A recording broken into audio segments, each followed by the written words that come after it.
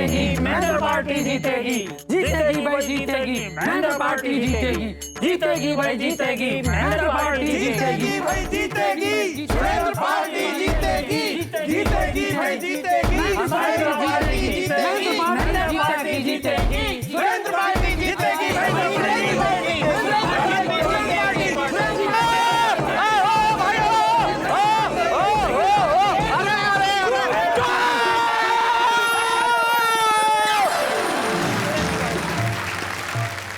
रुको, जीतेगी, अरे जरूर जीतेगी, जीतेगी जब जब जान रहेगी।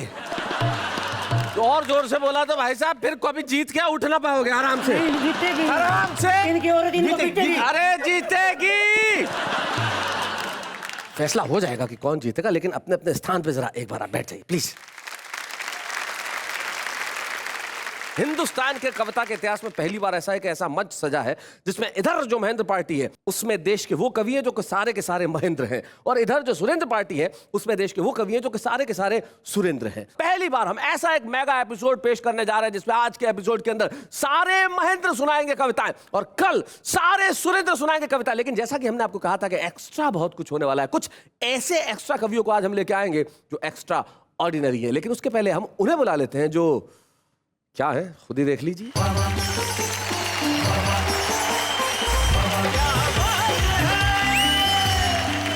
हेलो, नमस्कार, आदाब, सत श्री अकाल। मैं हूँ आप सबकी नेहा के मेहता और दिल से आप सबका स्वागत करती हूँ हम सबके शो में जिसका नाम है वाह क्या बात है।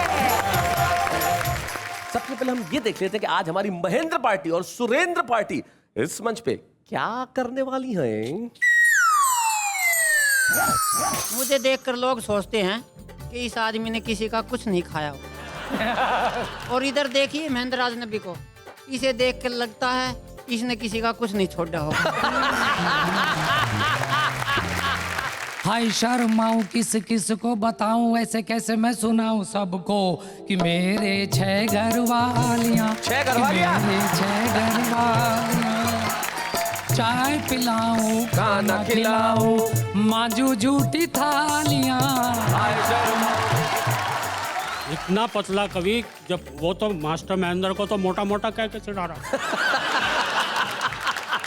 अच्छा, उसका सीन बताता हूँ। इतना पतला दुबला कवि जब कविता पढ़ रहा था तो सामने बैठे श्रोताओं में से एक बोला, ये दिखने में कैसा लगता है जरा पता लगाओ। दूसरा श्रोता बोला, किसी के घर पड़ी हो तो दूरबीन उठा ला। अच्छा, एक श्रोता वाकई में दूरबीन उठा के ले आया और उससे देखते हुए बोला, बाप रे, ये कवि खड़ा है उसका एक्सरे।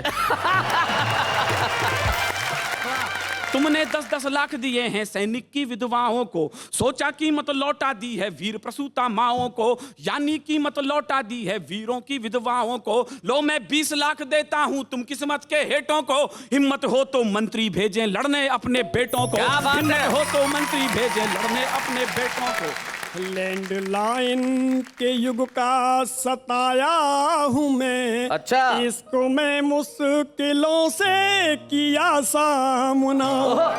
तो फोन नंबर उधर भेजने के लिए कागजों में भी पत्थर पड़ा बना।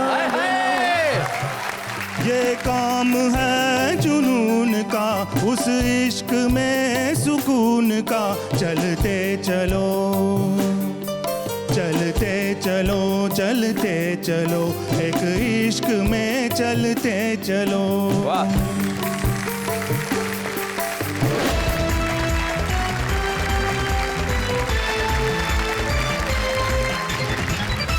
सबसे पहले मिल लेते हैं हमारे इन साथियों से जो उधर हैं और इधर है। उधर अखिल भारतीय महेंद्र पार्टी और इधर है अखिल भारतीय सुरेंद्र पार्टी। जरा आप देखिए, उधर 2 सूट के बीच में कुर्ता, इधर भी 2 सूट के बीच में कुर्ता, और एक दूसरे को ऐसे देख रहे हैं जैसे निकाल देंगे भुरता। लेकिन अभी हम समझ लेते हैं सबसे पहले सूट में जो बैठे हुए हैं, जिनका सूट का वजन शरीर के वजन से ज्यादा है, इनका नाम मास्टर महेंद्र है और हरियाणा से हमारे बीच में आते हैं और खास एक रस्टिक अंदाज में कविताएं पढ़ते हैं। उनके पास जो बैठे हैं महेंद्र अजनबी। महेंद्र अजनबी इस देश के श्रेष्ठ हास्य व्यंग्य के कवियों में से एक कवि हैं, और उनके पास जो बैठे हैं महेंद्र शर्मा, वो किस रस के कवि हैं ये खोज का विषय है। तो ये है अखिल भारतीय महेंद्र पार्टी, इधर है अखिल भारतीय सुरेंद्र पार्टी। और सबसे बड़ी बात ये है कि सुरेंद्र पार्टी में कि सुरेंद्र तो सब है ही, लेकिन 2 सुरेंद्र दुबे हैं। एक ये जयपुर के सुरेंद्र दुबे हैं, एक छत्तीसगढ़ रायपुर के सुरेंद्र दुबे हैं। लेकिन ये जो बीच में सुरेंद्र दुबे बैठे हैं छत्तीसगढ़ वाले, ये पद्मश्री सुरेंद्र दुबे हैं। और जो मंच के अंत में जो बैठे हैं वो सुरेंद्र यादवेंद्र हैं, वो हमारे बीच में कोटा राजस्थान से आते हैं। ये है कुल मिला के अखिल भारतीय सुरेंद्र पार्टी। तो क्या कहती हैं आप, किस पार्टी के सिपाही को और सैनिक को सबसे पहले बुलाया जाए? देखिए, इंद्र तो सब दोनों नामों में सेम है, कॉमन फैक्टर। जी। तो आप जिसको चाहे बुला सकते हैं। क्या बढ़िया, गजब का, वाह। मुझे एक बात बताइए, चाकू और नेहा के मेहता की बातों में क्या फर्क होता है? पूछिए क्या? क्या? चाकू में कम से कम पॉइंट तो होता है। खैर, अभी हम आगे बढ़ते हैं और सबसे पहले शुरुआत करते हैं अखिल भारतीय महेंद्र पार्टी के महेंद्र।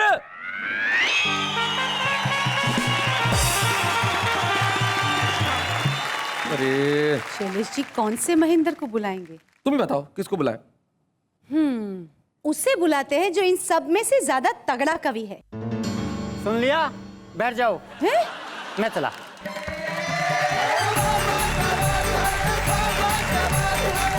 मैं विरोधी पार्टी वालों को बताना चाहता हूँ कि ये हड्डियों का ढांचा भी स्टील का काम करेगा, ये हड्डियों का ढांचा भी स्टील का काम करेगा, और विरोधी पार्टी के ताबूत में कील का काम करेगा। वाह वाह वाह वाह वाह वाह। पहले तो चींटियां खींच ले जाती थी मुझको चारपाई से, आजकल कोई भी खींच नहीं सकती है मुझको चारपाई से, अच्छा। क्योंकि सारी डरती है मेरी मोटी लुगाई से। एक दिन मैंने पत्नी को कहा, अच्छा, वजन के हिसाब से किराया लगे मैं दुनिया का सबसे खुशनसीब आदमी होऊंगा। कहने लगी, जिस दिन वजन के हिसाब से किराया लगने लग जाएगा उस दिन तेरे को बस में कौन बिठाएगा। बहुत अच्छे। कहने लगी, तू बस अड्डे पे खड़ा रह जाएगा, बसों पे तख्ती लगा दी जाएगी, जिन सवारियों का वजन 20 किलो है कृपा वो ना चढ़े। और भाई साहब, एक बात मैं आपको और बताना चाहूंगा। मुझे देखकर लोग सोचते हैं कि इस आदमी ने किसी का कुछ नहीं खाया होगा। और इधर देखिए महेंद्र राजनबी को, इसे देखकर लगता है इसने किसी का कुछ नहीं छोड़ा होगा। बहुत अच्छे। और भाई साहब, सच्ची घटना से आपको जोड़ता हूँ। कल एयरपोर्ट पे गया, मैंने कहा भाई साहब बम्बई का क्या भाड़ा लोगे? अच्छा। बोले जी 5,000 रुपये लगेंगे, 20 किलो सामान फ्री है। मैंने कहा भाई मेरे को तो सामान में बिठा ले चलो। और भाई साहब, आपको एक कविता सुना रहा हूँ। कविता का शीर्षक है कवि 60 श्रोता 8। अच्छा, कवि 60 श्रोता 8। के एक कवि सम्मेलन की बात, कवि पहुंच गए पूरे 60, श्रोता आए केवल 8। ओहो। जब श्रोताओं को पता चला कि 60 कवि कविता सुनाएंगे, भारी उत्पात मचाएंगे, एक एक श्रोता के जिम्मे 7.5 कवि आएंगे। तो श्रोता बोले, यार यहाँ रह के क्या करेंगे, मरना तो वैसे भी है, चलो किसी तालाब में डूब के मरेंगे। बहुत अच्छे। 3 श्रोता पागल हुए, 2 हुए बेहोश, मगर एक श्रोता को जरा भी नहीं था अफसोस। सबसे खुश नजर आ रहा था, कवि सम्मेलन शुरू होने से पहले ही तालियां बजा रहा था। अच्छा। मैंने कहा भाई तू सच्चा कविता प्रेमी है, तभी तो इतना खुश नजर आ रहा है। बोला ये बात नहीं है, मुझे तो 100 रुपये देके सैलेस लोड डाला रहा है। और हमारे देश में तो भाई साहब चोर भी कम नहीं है जी। यही मेरी इस कविता की थीम है अच्छा। कि चोर की दाढ़ी में तिनका, ये मुहावरा है जिनका, वो वक्त के साथ चल सकते हैं, चाहे तो अपना मुहावरा बदल सकते हैं। अच्छा। क्योंकि आजकल के चोर तो ऐसो आराम में पलते हैं, जमाने के सामने गाड़ियों में चलते हैं। बहुत अच्छे। तिनका घुस जाए ऐसी गाड़ी ही नहीं रखते, और यदि तिनका घुस भी गया तो आजकल के चोर दाढ़ी ही नहीं रखते। क्या बात है, वाह वाह वाह वाह। भाई सुरेंद्र दुबे जी, आप अकेले हैं जिनकी दाढ़ी है इन 6 के बीच में, आप कुछ कहना चाहते हैं? मैं वो नहीं हूँ, ये जिक्र कर रहे हैं जिनका, पर आप बीच में बोल गए। इसे कहते हैं चोर की दाढ़ी में तिनका। बहुत अच्छे। एक छोटी सी कविता। हाँ जी। कविता का शीर्षक है वजन तोल मशीन। अच्छा, वजन तोल मशीन। कि बस अड्डे पे लगी वजन तोल मशीन पर जैसे ही मैं चढ़ा, रुपया डाला, बटन दबाया, एकदम चौंक पड़ा। अच्छा। यह देखकर मेरा सिर चकराया, पर्ची पे मेरा वजन 186 किलो आया। ओहो। जब मशीन ऑपरेटर को यह बात बताई तो एक नई बात सामने आई। उसने बताया, भाई साहब जब इस मशीन पे कोई 20 किलो की वस्तु चढ़ जाती है, तो ये फिर उसका नहीं, ये अपना वजन बताती है। अरे बहुत अच्छे। मैंने कहा भैया वो दूसरी मशीन खड़ी है, वो तो कुछ बड़ी है। बोला ये तो वर्षों से खराब पड़ी है। एक दिन इस पर सुरेंद्र दुबे चढ़ गए थे, उसी दिन इनके पुर्जे उखड़ गए थे। सुरेंद्र दुबे मशीन की ऐसी हालत कर गए, आजकल तो इसे कबाड़ी लेने से भी मुकर गए। वो जब भी आते हैं मशीन के पास, ये झड़पड़ाती है और दूर से ही ओवरलोड की पर्ची पकड़ाती है। और भाई साहब 3 लाइनें देखिए, देश के हालात की बात करता हूँ कि मुन्नी बदनाम हुई उसका हंसना नहीं जाता, मुन्नी बदनाम हुई उसका हंसना नहीं जाता, शीला जवान हुई उसका बचपना नहीं जाता, और पप्पू पास हो गया उसे कखा नहीं आता। एक कविता है वो आपको सुना रहा हूँ, बेलन। ओहो, कि हवाएं क्या बिगाड़ लेंगी मेरा सब कुछ बिगड़ गया। आहा, भाई वाह, क्या कॉन्फिडेंस है। हवाएं क्या बिगाड़ लेगी मेरा, सब कुछ बिगड़ गया। हवाएं क्या बिगाड़ लेंगी मेरा सब कुछ बिगड़ गया, बेलन की मार सहते सहते कचुम्बर लिगड़ गया। क्या करुणा है। आहा। और यही थी मैं भाई साहब देखिए, हर शहर में हर वादी में बेलन के उग्रवादी ने मचाई घोर तबाही है, ये नई पकड़ में आई है। हाँ। घातक हथियार है लेकिन हथियारों में नाम नहीं आता, जब भाई पिटे रसोई में भाई भी काम नहीं आता। जब भाई पिटे रसोई में भाई भी काम नहीं आता।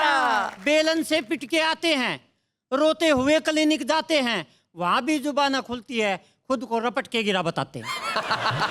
अब बेलन नहीं आना चाहिए पत्नी के अधिकारों में, अब बेलन नहीं बिकना चाहिए बस्ती के खुले बाजारों में, बेलन पर बैन लगेगा कब, पतियों को चैन मिलेगा कब। क्या बात है, वाह वाह वाह। जब बेलन पर बैन लगेगा पतियों का होगा दिल आबाद, तभी सारे मिलके चिल्लाएंगे हम बेलन से है आजाद, हम बेलन से है आजाद। बहुत बढ़िया, बहुत अच्छा।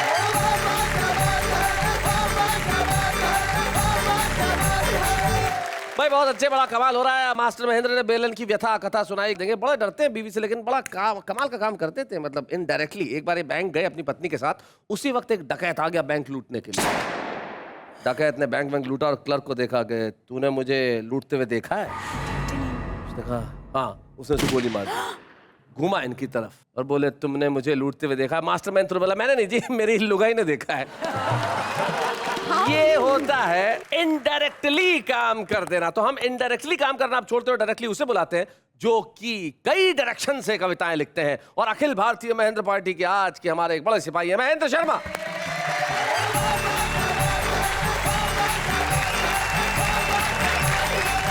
नमस्कार। नमस्कार।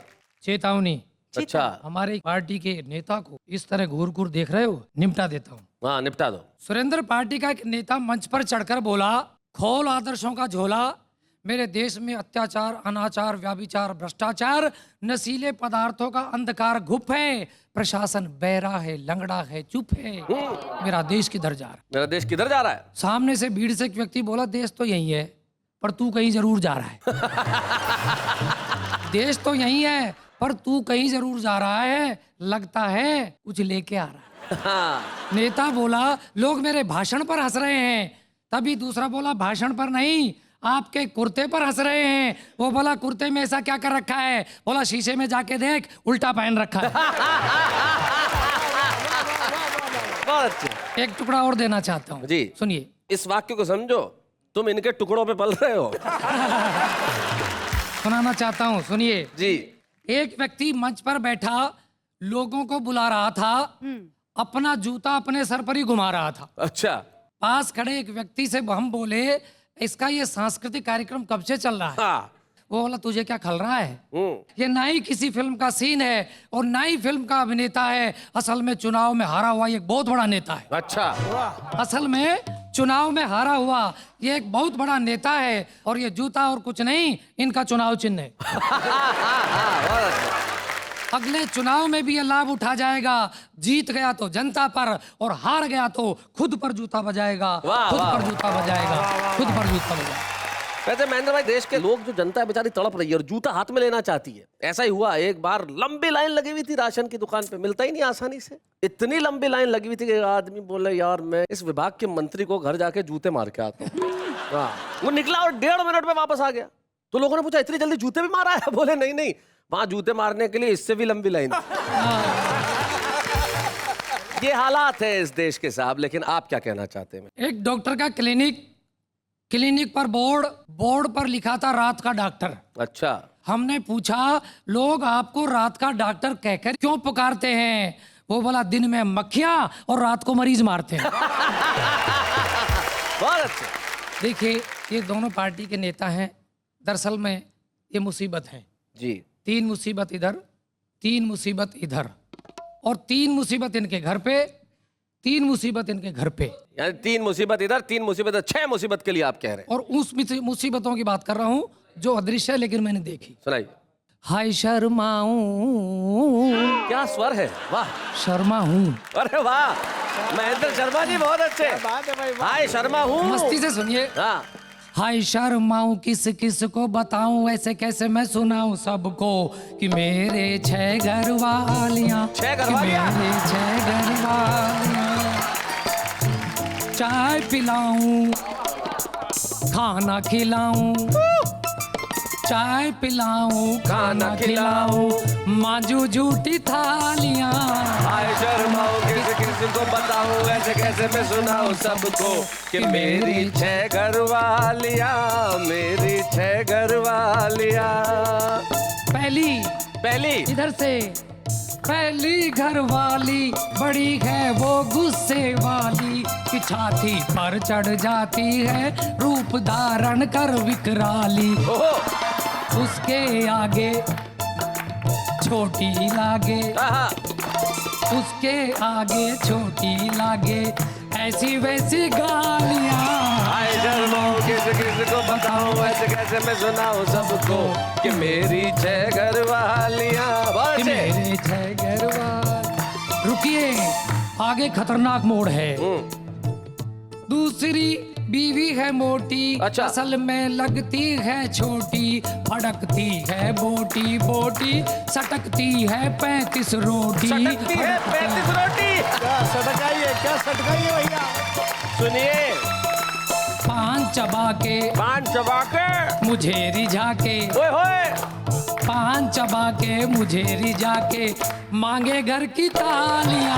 हाय शर्माऊं किस किस को बताऊं, ऐसे कैसे मैं सुनाऊं सबको कि मेरी 6 घर वालियां, कि मेरी 6 घर वालियां।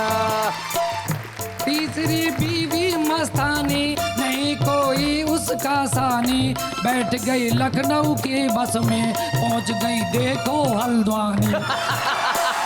बैठ गई लखनऊ की बस में पहुंच गई देखो हल्द्वानी। दिन और रहना पूछे बहना, दिन और रहना बोले बहना मेरे साले सालियां। हाय शर्माऊं किस किस को बताऊं, ऐसे कैसे मैं सुनाऊं सबको कि मेरी 6 घर वालियां, कि मेरे 6 घर वालियां। चौथी के बच्चे 4, करती दिन भर मारा मार, कहती ला सौदा उधार, सुन के मुझको चढ़े बुखार। बहुत अच्छे। बच्चे खिलाऊं लोरी सुनाऊं, क्या बात है। बच्चे खिलाऊं लोरी सुनाऊं फिर भी सुनता गालियां। हाय शर्माऊं किस किस को बताऊं, ऐसे कैसे मैं सुनाऊं सबको कि मेरी 6 घर वालियां। बहुत कि अच्छे। मेरे 6 घर वालियां। 5वीं हिप्पी है छोरी, 5वीं हिप्पी है छोरी कि इंग्लिश में बोले गोरी, मांगती नोटों की बोरी, मैं कहता हूँ आई एम सॉरी। भाई हमारे वो दम मारे, भाई हमारे वो दम मारे, पीवे मद की प्यालियां। हाय शर्माऊं किस किस को बताऊं, ऐसे कैसे मैं सुनाऊं सबको कि मेरी 6 घर वालियां, कि मेरे 6 घर वालियां। अब सुनिए छठी का दूध याद आ जाएगा। छठी का मत ना पूछो हाल, उसकी ऊटनी सी चाल, खाती नित्य निरंतर माल, हो गई गेंडे जैसी खाल। बड़ी चटोरी ओए होए।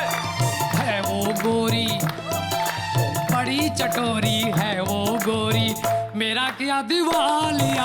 हाय शर्माऊं किस किस को बताऊं, ऐसे कैसे मैं सुनाऊं सबको कि मेरी छह घर वालिया, मेरी छह घर वालिया।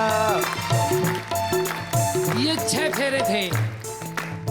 उस समय निद्रा में क्या हो गया, 7वां फेरा बताना चाहता हूँ। बताइए। सुनिए साहब। मुसीबत हमने जो ला दी, देख ली सबने बर्बादी, ठीक नहीं होती आजादी, एक से ही करना शादी। क्या बात है? ठीक नहीं होती आजादी, एक से ही करना शादी। जीवन साथी दिया ओ बाती, जीवन साथी दिया ओ बाती, लाते हैं खुशहालियाँ। हाय शर्माऊं किस किस को बताऊं, ऐसे कैसे मैं सुनाऊं सबको कि मेरी छह घर वालियाँ, कि मेरे 6 घर वाले। वाह, बहुत अच्छे। जो कुछ भी है साहब, 6 घरवालियाँ। अगर घरवालियाँ ज्यादा हो तो बच्चे भी ज्यादा होते। आदमी के थे 12-13, तो किसी के घर खाने पे गया तो सबको ले गया। तो सामने वाले ने देखा, बोले अरे इतने आपको लज्जा नहीं आई? बोले नहीं, उसके एग्जाम है। लेकिन हमारे बीच में एक ऐसा लज्जाशाली व्यक्तित्व बैठा है जिसे अपने बदन को विशाल करते हुए कतई लज्जा नहीं आती। जितना आकार वो खुद के शरीर को दे रहा है, उतना ही आकार लोगों को दे रहा है, क्योंकि वो इतना हंसाता है कि लोगों में खून बढ़ जाता है। आइए महेंद्र राज रवि।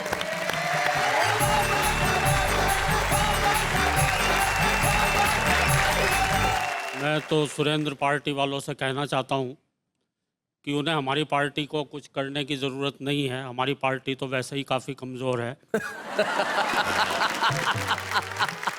भाई साहब, इनसे भी पतला कवि है। अच्छा, वीर रस का ऊपर से। वीर रस का। इतना पतला कवि, जब वो तो मास्टर महेंद्र को तो मोटा मोटा कह के चिढ़ा रहा था। अच्छा, उसका सीन बताता हूँ। इतना पतला दुबला कवि जब कविता पढ़ रहा था तो सामने बैठे श्रोताओं में से एक बोला, भाई कौन खड़ा है? भाई कौन खड़ा है, दिखाई नहीं पड़ रहा। मुझे तो लगता है माइक खुद ही कविता पढ़ रहा है। उसकी बगल वाला श्रोता बोला, लगता है तू भी गच्चा खा गया है। अबे कवि तो खड़ा हुआ है, लेकिन गौर से देख माइक के डंडे की ओट में आ गया है। एक श्रोता बोला, ये दिखने में कैसा लगता है, जरा पता लगाओ। दूसरा श्रोता बोला, किसी के घर पड़ी हो तो दूरबीन उठा लाओ। अच्छा, एक श्रोता वाकई में दूरबीन उठा के ले आया और उससे देखते हुए बोला, बाप रे, ये कवि खड़ा है, उसका एक्सरे। शैलेश भाई, अचानक वो कवि बड़ी जोर से थरथराया। ऐसा लगता था जैसे मिर्गी का दौरा आया। एक श्रोता बोला, इसे जूता सुंघाओ। दूसरा बोला, गरम गरम दूध पिलवाओ। तीसरा बोला, तू किस टेंशन में है, गौर से इसकी जेब देख, इसका मोबाइल फोन वाइब्रेशन में है। बहुत बढ़िया महेंद्र। शैलेश भाई, मुझे पिछले दिनों आत्महत्या करने का शुभ अवसर प्राप्त। शुभ अवसर? खैर मित्रों, जिस दिन हम आत्महत्या करने निकले तो मोहल्ले के सारे लोग खुशी खुशी हमें विदा करने निकले। ऐसे टाइम में लोग सलाहें देते हैं। अच्छा, ऐसे सलाहें दे रहे थे जैसे बहुत बड़े आत्महत्यारे रहे हों। आत्महत्यारे, बहुत अच्छे। एक बोला, भैया ठीक ठीक तरीके से कर लियो, क्योंकि आत्महत्या के विषय में हमारी बुद्धि ये बताती है कि यदि ये एक बार ठीक ठाक कर ली जाती है तो दोबारा करने की नौबत नहीं है। बहुत बढ़िया। एक बोला, जाके किसी नदी में कूद जा। मैंने कहा, यार नदी में कूद जा, नदी से तो मेरा दिल बहुत घबराता है क्योंकि मुझे तैरना ही नहीं आता है। वो बोला, तैरना नहीं आता है इसीलिए तो कह रहा हूँ नदी में कूद जा। एक बोला, फांसी खा लो, नीचे कुर्सी रखो, ऊपर फंदा डालो। मैंने कहा, यार पर एक बात मेरी भी मानना, गर्दन में तो मेरी दर्द होगा, फंदा डालना तो मेरी कमर में डाल। एक बोला, इसे चूहे मार दवा खिलवाओ। ओहो। दूसरा बोला, क्यों यार इसका मजाक बना रहे हो, एक हाथी को चूहे मार दवा खिलवा। एक बोला, इसे किसी कवि सम्मेलन में ले जाओ और ऐसा करो इससे कविताएं मत पढ़ो। बहुत अच्छे भाई, बहुत बढ़िया महेंद्र। एक बोला, अबे सोच क्या रहा है, जाके किसी नदी में ही कूद जा, कम से कम इस बहाने नहाना तो हो जाए। क्योंकि आत्महत्या करने के बाद तो पता ही नहीं कब नहाएगा। खैर साहब, मैं नदी की ओर चला। सबसे पहले फुटे से पानी नापा, पर पानी था कि उसने फुटे को ही नहीं ढांपा। अच्छा। मैंने सोचा इतने से पानी में कैसे कूदा जाएगा। इस बार हमारी अंतरात्मा से आवाज आई कि तुम कूदो तो सही, तुम्हारे लिए तो चुल्लू भरी काफी है। हाय हाय हाय हाय हाय। खैर शैलेश भाई, जैसे ही मैंने कूदने को कदम बढ़ाया, पीछे से एक हाथ आया, फिर हाथ का मालिक आया। हाथ का मालिक आया, बहुत अच्छे। वो भी एक उम्मीदवार था, उसे भी यही बुखार था। बोला कर तो रहे हो, पर क्या पहले कभी की है? मैंने कहा नहीं तो। मैंने कहा और आपने? बोला हाँ मैं तो 40वीं बार कर रहा हूँ। अच्छा। बहुत कोशिश की है फिर भी नहीं मर रहा। मैंने कहा 40वीं बार? लगता है आप तो काफी खानदानी आत्महत्यारे हैं। वो बोला दोस्त तुम नहीं जानते, मैंने इस जीवन में, हाँ इसी जीवन में, एक नहीं दो नहीं कई कई की हैं आत्महत्याएं। किसे किसे बताएं? आत्महत्या तो तब की थी यार जब इस जीवन में, हाँ इसी जीवन में झूठ बोला था पहली बार। वाह वाह वाह वाह, बहुत अच्छे। जब चोरी की थी पहली बार, जब रिश्वत ली थी पहली बार तो दोस्त मैं खुद से ही डर गया था, सचमुच उसी दिन मर गया। क्या बात, वाह वाह। पहली बार तो दोस्त मैं खुद से ही डर गया था, सचमुच उसी दिन ही मर गया था।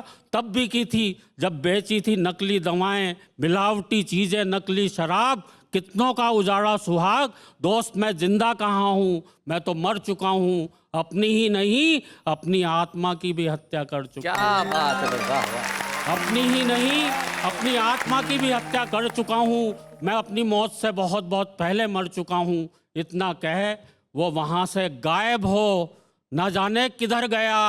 और दोस्तों उसकी बातों का मर्म समझकर मैं खुद भी मर गया। हाय हाय हाय हाय, खुद भी क्या बात है, वाह वाह।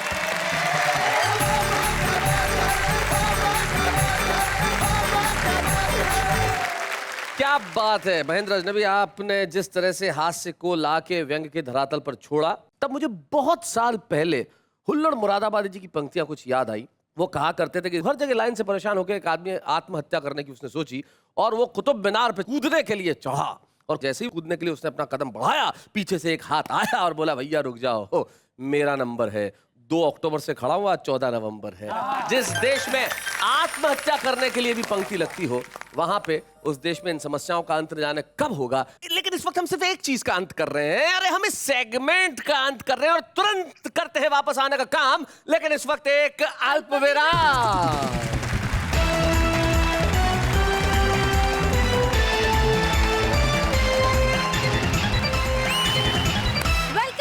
स्वागत करती हूँ वंस अगेन एंड कहती हूँ वंस अगेन वाह वाह क्या बात है। आज जब हमारे इस एपिसोड के अंदर हम 2 राजनीतिक पार्टियों की नुमाइंदगी करवा रहे हैं, उधर अखिल भारतीय महेंद्र पार्टी, इधर अखिल भारतीय सुरेंद्र पार्टी, उस वक्त हम एक ऐसे विशेष मेहमान को बुलाना चाहते हैं जिनकी कलम पुकार के कहती है कि आखिर इस देश के राजनेताओं ने इस देश का क्या हाल कर दिया है। आइए हम सुनते हैं हमारे आज के एक विशेष मेहमान, हमारे कवि मित्र विनीत चौहान।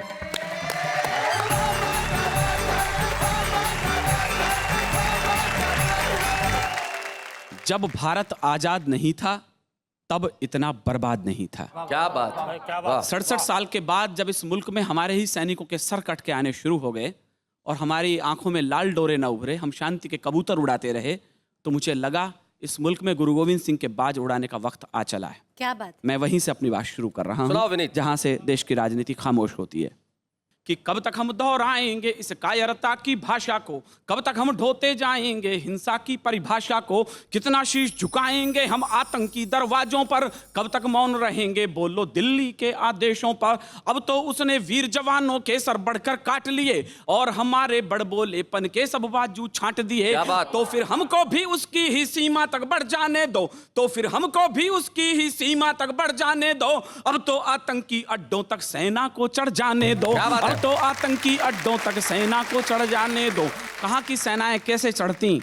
जब राजनीतिक गलियारों से बेहुदे बयान शुरू आने हुए कि वो तो सेना में भर्ती ही मरने के लिए होते हैं, तो मुझे लगा इस मुल्क के नेताओं पर कुछ कहना चाहिए कि तुमको फर्क नहीं पड़ता है उनके मरने जीने में, जो संगीने झेल रहे थे अपने नंगे सीने पे। तुम तो छिपकर बैठ गए थे संसद के तहखाने में, तुम तो छिपकर बैठ गए थे संसद के तहखाने में। हमने 8 शेर खोए तब चंद सियार बचाने में, हमने 8 शेर खोए तब चंद सियार बचाने में। मैंने उत्तर दिया उन नेताओं को जिन्होंने कहा कि 10 लाख रुपए देकर विधवाओं के सिंदूर की कीमत लौटा दी है। वो 4 लाइन शायद आपको सर्वाधिक पसंद आए कि तुमने 10-10 लाख दिए हैं सैनिक की विधवाओं को, सोचा कीमत लौटा दी है वीर प्रसूता माओं को, यानी कीमत लौटा दी है वीरों की विधवाओं को। लो मैं 20 लाख देता हूं तुम किस्मत के हेटों को, लो मैं 20 लाख देता हूं तुम किस्मत के हेटों को। हिम्मत हो तो मंत्री भेजें लड़ने अपने बेटों को, हिम्मत हो तो मंत्री भेजें लड़ने अपने बेटों को। एक कविता विशेष मुझे लगता है आज के दिन मुझे कहनी चाहिए। जब हमारे सैनिक लड़ रहे होते हैं तो उनकी भाषाएं क्या होती हैं सीमाओं पर। मैं एक सैनिक की चिट्ठी पढ़ता हूं जो मुझे सर्वाधिक प्रिय कविता है। सुनाओ विनीत। कि मां तुम्हारा लाडला रण में अभी घायल हुआ है, क्या बात है। मां तुम्हारा लाडला रण में अभी घायल हुआ है, पर देख उसकी वीरता खुद शत्रु भी कायल हुआ है। रक्त की होली रचाए मैं प्रलय कर दिख रहा हूं, मां उसी शोणित से तुमको पत्र अंतिम लिख रहा हूं, मां उसी शोणित से तुमको पत्र अंतिम लिख रहा हूं। कि युद्ध था भीषण मगर न इंच भी पीछे हटा हूं, मां तुम्हारी थी शपथ मैं आज इंचों में कटा हूं, मां तुम्हारी थी शपथ मैं आज इंचों में कटा हूं।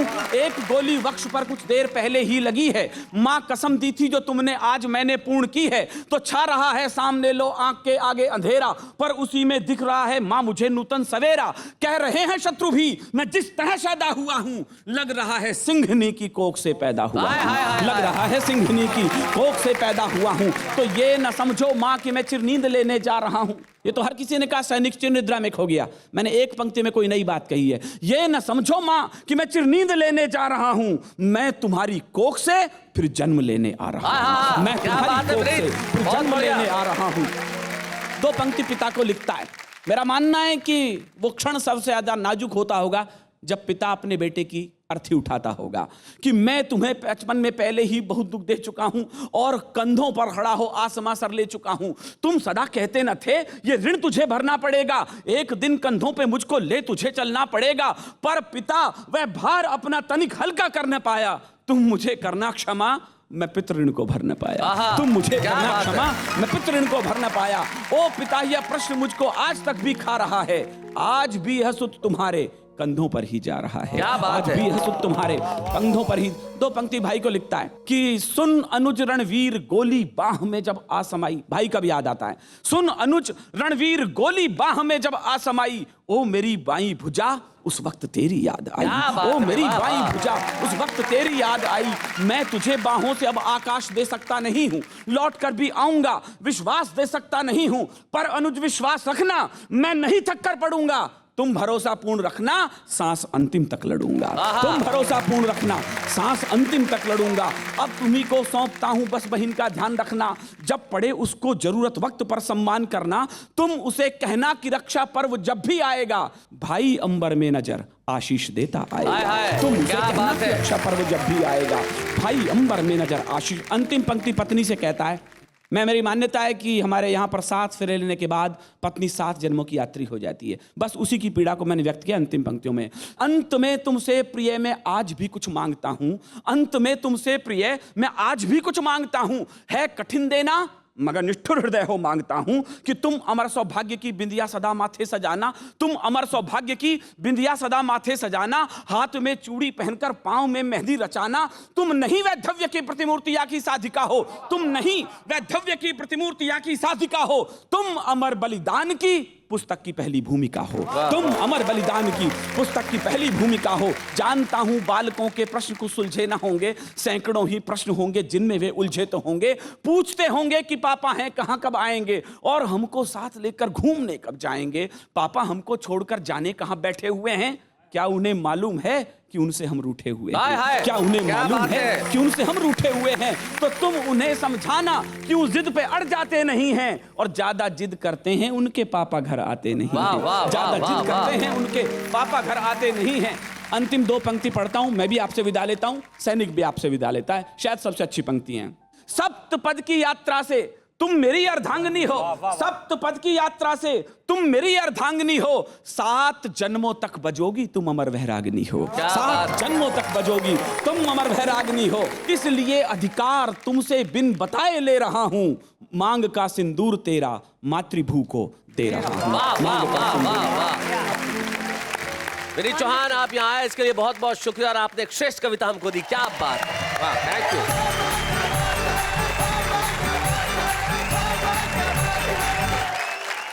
एक एक्स्ट्रा कवि के रूप में हमने हमारे एक एक्स्ट्रा ऑर्डिनरी कवि को आपके समक्ष प्रस्तुत किया जिनका नाम था विनीत चौहान। और अब बारी है हमारे आज के छुपे रुस्तम की। और यकीन मानिए, अखिल भारतीय महेंद्र पार्टी की ओर से छुपा रुस्तम आ रहा है तो उनका नाम स्वाभाविक है कि महेंद्र ही होगा। हमारे साथ है महेंद्र चतुर्वेदी।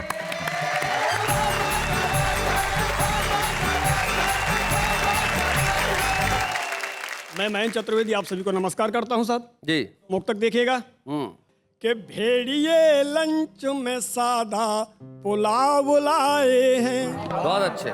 मेमने शेर के हाथों गुलाब पाए हैं, लोमड़ी हाथ जोड़े सबको राम राम करे, लग रहा देश में फिर से चुनाव आए। मित्रों, मैं दरअसल लैंडलाइन के जमाने का हूं जी।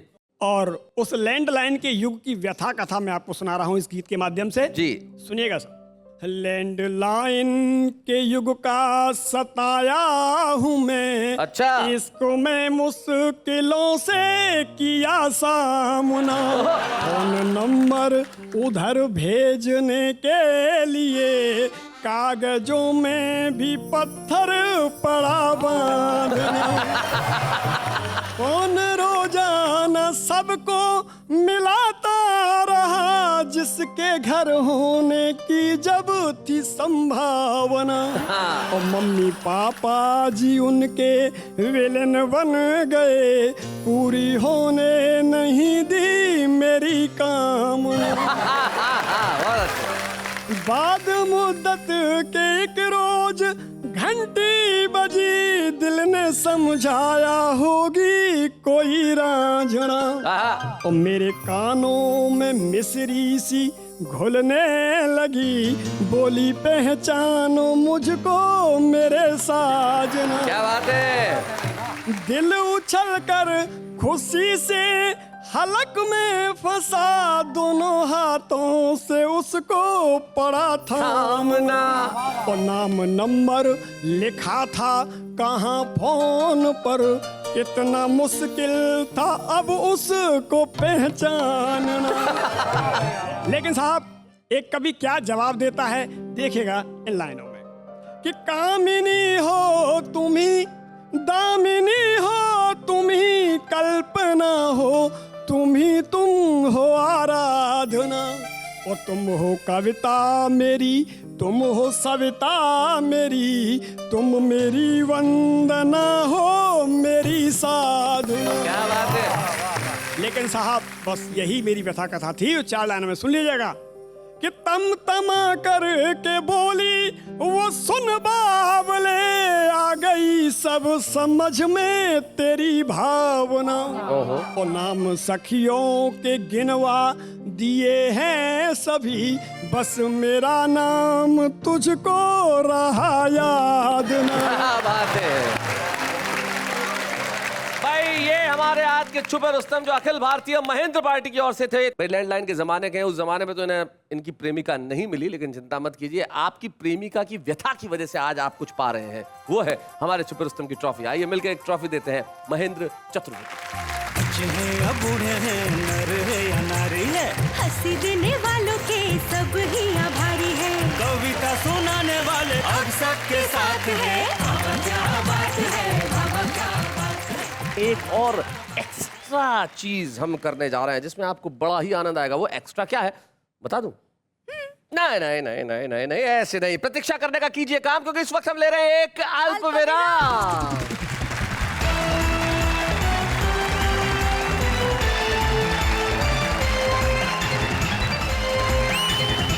Welcome back. और फिर से मेरे साथ एक बार कहिए कि वाह वाह क्या बात है। जिंदगी के अंदर कविताएं लिखने के लिए जरूरी नहीं है कि आप कवि ही हो। हमारे साथ एक ऐसा ही उद्योगपति आज है जो वैसे तो व्यवसायी है लेकिन कविताएं लिखते हैं वो भी दिल से। आइए मिलते हैं आशीष गर्ग से।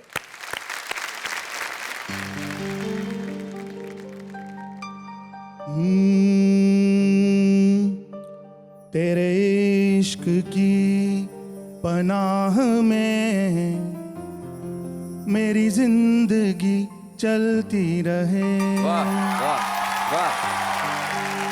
वो चाहतों के सिलसिले दीवानगी बढ़ती रहे। क्या बात है। जिस रोज तेरा नाम लेके यूं ही निकल पड़ूं, क्या बात है। हो रहमतों की बारिशें तेरी आशिकी बढ़ती रहे। क्या बात है। बहुत अच्छा। बहुत अच्छा। निगाहों में वो बस गए, घन इश्क के बरस गए। क्या बात है। उस मेहरबां के नाम के अब इश्क में अटक गए। क्या बात। वाह वाह। क्या बात है। ये काम है जुनून का, उस इश्क में सुकून का। चलते चलो चलते चलो चलते चलो, एक इश्क में चलते चलो। क्या बात है। वाह वाह वाह वाह। एक इश्क में जीते चलो, एक इश्क पे मरते चलो।